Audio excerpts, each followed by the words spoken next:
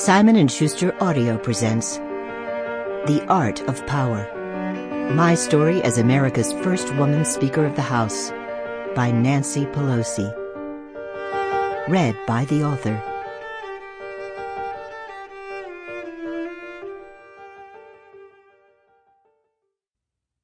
To Paul, a.k.a. Daddy, a.k.a. Pop, a wonderful husband, father, and grandfather.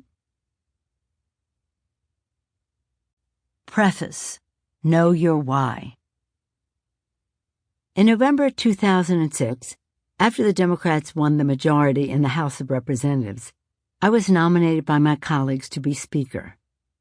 As I approached the podium to accept the honor, our new caucus chair, Rahm Emanuel, whispered in my ear, "Your parents would be so proud." I was taken aback by the comment. Why would my parents be proud?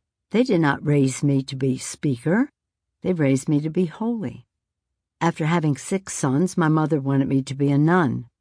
Now you're talking proud. People have asked me what role my faith has played in my political life.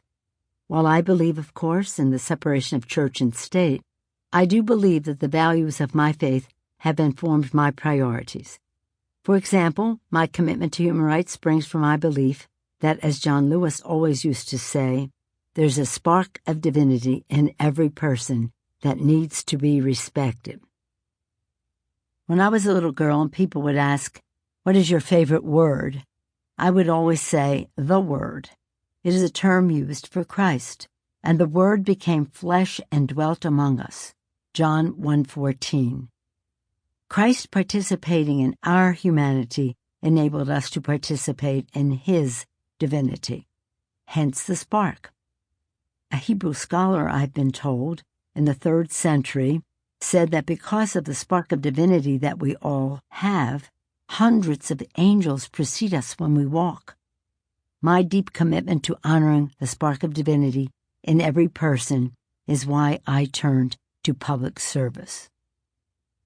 That's also why it's hard for me to imagine how people could ignore this spark and perpetuate heinous atrocities, especially the Holocaust. And in our own time, the tragedy of hundreds of thousands of people I saw in refugee camps in Darfur, the brutality of the Taliban in Afghanistan, the genocide of the Uyghurs and other repression in China, hunger in Sudan. Sample complete. Ready to continue?